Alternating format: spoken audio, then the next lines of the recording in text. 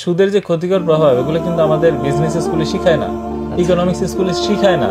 আমাদের কোনো পাঠ্য বইতে সুদের কোনো ক্ষতিকর প্রভাব নিয়ে একটা লাইন পাবেন না, একটা লাইন। এত বড় একটা হারাম বস্তুর কোনো ক্ষতিকর প্রভাব কোনো অর্থনীতিবিদ, কোনো ফাইন্যান্সিয়াল অ্যানালিস্ট, কোনো শিক্ষাবিদ, কোনো দার্শনিক আবিষ্কার করে যেতে পারে নাই। ব্যাপারটা কি এরকম? হওয়ার তো কথা না।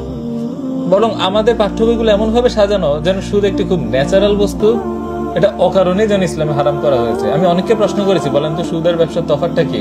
তফাৎটা পর্যন্ত ঠিক মতন বলতে পারেন এবং সুদের ক্ষতিকর প্রভাব কি? না, আল্লাহ হারাম করেছে সেজন্যই নিষিদ্ধ। কিন্তু এটা যে আসলে আমাদের জন্য খারাপ, শুধু মুসলিম না, হিন্দু, মুসলিম, বৌদ্ধ, খ্রিস্টান, নাস্তিকের জন্য যে সুদ খারাপ, এই বয়ানটা আসলে কেউ তুলেই আনতেছে না। এমনকি এই ধরনের রিসার্চ পেপার পর্যন্ত পাবলিশ করা হয় না। জানেন যে রিসার্চ জগৎটা অনেকটা একমুখী।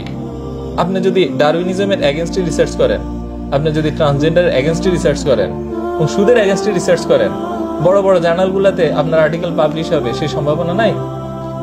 আপনার বই আইভি লিগ ইউনিভার্সিটিগুলোতে পড়ানো হবে সেই সম্ভাবনা নাই। এমনকি এখন ওইসব দেশের বিশ্ববিদ্যালয়গুলোতে ছাত্ররা পর্যন্ত আন্দোলন করছে এই আপনার এই ধরনের গণহত্যার বিরুদ্ধে, তাদেরকে পর্যন্ত টিসি দেওয়া হচ্ছে। তার মানে গণহত্যার সমর্থক তারা। হ্যাঁ, আপনি কি মনে হয় তারা সুদের সমর্থক না?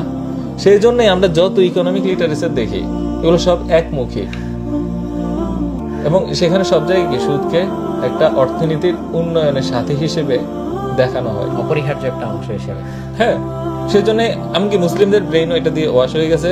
সেজন্য মুসলিমরা এখন বলছে কি, সুদ ছাড়া তো আসলে চলা সম্ভব না বর্তমান যুগে, সেজন্য আমরা সুদকেই হালালাইজ করব। এরকম আমাদের টেন্ডেন্সি হয়ে গেছে যে মানে কেউ যদি বলে সুদ হারাম, তাকে বলে আচ্ছা বিকল্পটা দেখাও। তো এখন কিন্তু এটা বলে না যাচ্ছে মিথ্যার বিকল্প দেখাও, কুফরির বিকল্প দেখাও। হ্যাঁ, কুফরি করা ছাড়া তো চলা সম্ভব না, কুফরির একটা ইসলামিক ভার্সন দেখাও। একমাত্র সুদের ক্ষেত্রে বলতে হবে না, মানে সুদ ছাড়াই যেন আমরা চলতে পারবো না। এইটা তো আমাদের পরাজয়। সবচেয়ে বড় দাসত্ব হচ্ছে সেটা, যে দাসত্বে আপনি নিজেও জানেন আপনি দাস।